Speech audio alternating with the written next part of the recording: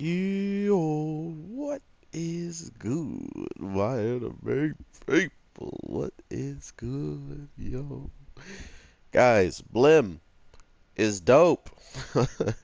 Blim is super fire, and it's kind of sad that it took this long for it to come back, but let's just say I am happy it is here, and not only am I happy it's here, the dub seemingly is, still caught up. Like they get to now watch every episode with us sub watchers, and I think that's one of the more like incredible things that I saw happening with My Hero is a lot of people love the dub, a lot of people love the sub of My Hero, and to have it coming out at the same time was a huge game changer in my opinion. So to have this show now pretty much caught up in the same case is really dope. I mean, everybody who wants to watch it either not reading or, not hearing it in a voices that you don't really enjoy hearing in anime, you could choose either way.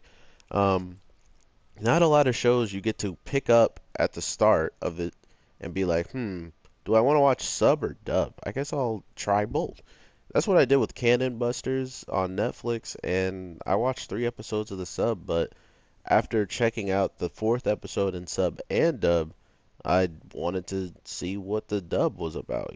So it's just one of those things that you kind of don't expect to enjoy one or the other sometimes. You just expect that one's the best all the time because that's how people usually treat anime.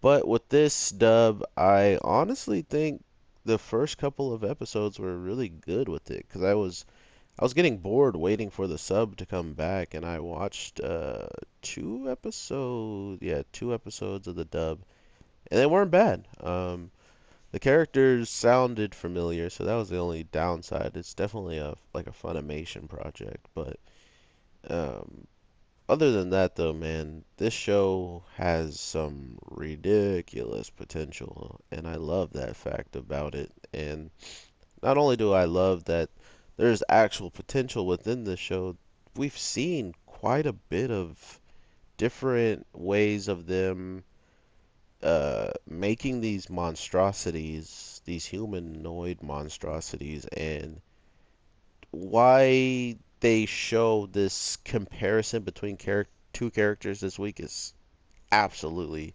amazing. So, this week's episode is called The Sweeper, and it pretty much kicks off with the guy who has vacuum cleaner arms and can suck up even humans into his giant pouch on his back. So, we literally got one of the goofiest people we've seen in a while. And there's nothing bad about that. Like it's done really well. It's almost done pretty seriously. Like the guy's taking his job pretty freaking serious. So it's funny that he's taking it that serious and whatnot. Not only that, you then come to the fact that after he's defeated, he goes out for help, and the person that kind of looks at him and sees potential, he looks into his eyes. Like he sees in his eyes that there's these weird, it looks like dust mites or something. Like it looks like something has been just swarming in this man's eyeballs. And it's the weirdest thing. It's the weirdest thing.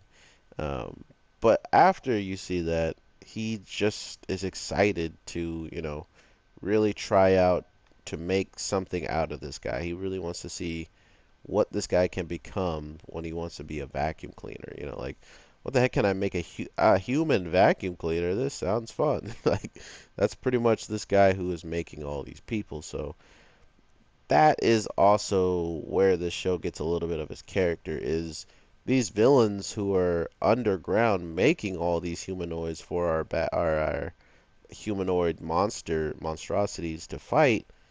It makes for a interesting overall storytelling, almost as if maybe all these monstrosities are being made for a more reason than we can actually tell by these first couple of episodes or something along those lines.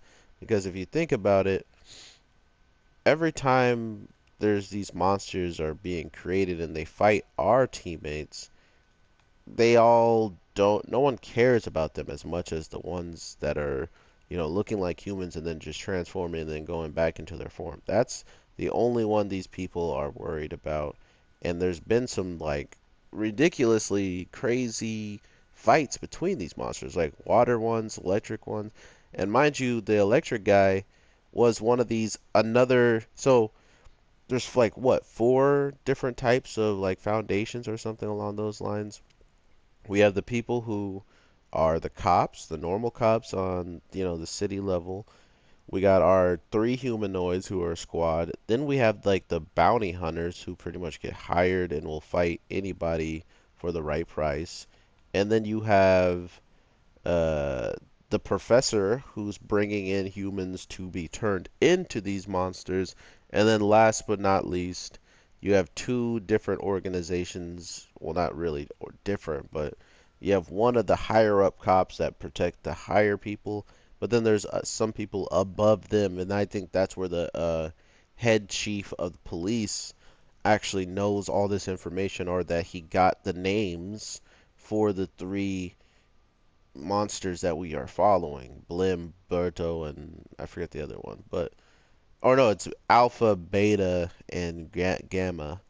But they have uh they have seen what they can do, and that I think that's where the whole names come from. Or maybe because of maybe because of age, like they can just tell that the girl and the boy are younger and must be getting led by the older one. So, which I think is it's a fair way of looking at it, but at the same time, I think it's dumb because they're all pretty capable of taking the lead, in my opinion. I think they are, I mean, just like how the cops are already identifying them as a young boy and another younger boy, like they already don't really know what they're getting themselves into, by just calling them young people, like young boy and girl. So it's like, they could be older. They could be much, much older, and we just don't know it. Like their bodies don't change, and when they do change, they go into some crazy monster looking stuff. But with this cop, our what do they call her? The no something arc. I already forgot, but our main cop who is by the books, by getting it all right and stuff like that, is just completely showing us like, hey, I don't trust anybody in any of these organizations that I'm supposed to trust. And because I don't trust them, I want to keep making every single one of my moves on my own if I have to, right? So she's really becoming a problem, in my opinion, for these cops when it's probably all going to be said and done. Like, there's no way they're going to let her continue to do what she does, including with the special division guys being like, "Oh yeah, I really don't even like what you're doing. Like I don't like your methods. I don't like this and that." It just kind of screams to me, "Oh, this guy is going to snitch, or this guy is going to get into a position where he's gonna try to make it so you can't do nothing, and when you try to do something, it's going to, be probably postponed or delayed in some type of way because of this guy." Wow, that must have been nice. But overall, I do like this show and I like to see where it goes. We also had the cop being, you know, seeing the man who, or not the man, but the kid who was betrayed by one of these monsters, which is kind of the cooler part because, oh my God, I saw the book too. It's the cooler part to me because he is in a position where his dad was taken out, and he supposedly even saw the person that did it, but it's clear it wasn't him. Somehow he figured it out that it probably was not him that is to be blamed for this. And I thought that was the most interesting part of this week's episode, was the young kid who already had blamed his good friend that he was trying to make for being the murderer, and only because he saw him show up and had blood on him and stuff like that, and for some reason he was naked. um all that stuff is seemingly not as bad as it was made out to be when he shows up to a cop saying our true enemies are the uppers, like the ups, you know. So that was interesting to me that that was kind of alluded to, that that was, oh my God, it's so hard not to just want to cut Kakashi in his face. um, but to know that the kid is even smarter than the cops at this point to figure out this much detail goes to show what he's been up to, right? What goes to show what's maybe in those documents that we didn't really get to hear about all this time. And that's what I'm actually the most excited for, is to see more and more of, what okay, okay, game, what more and more he learned, like how did your dad get where he was? Why did he have to die the way that he died? Stuff like that. And if he can tell us any of that stuff, um, it will probably lead us to understanding what this woman wants with Alpha.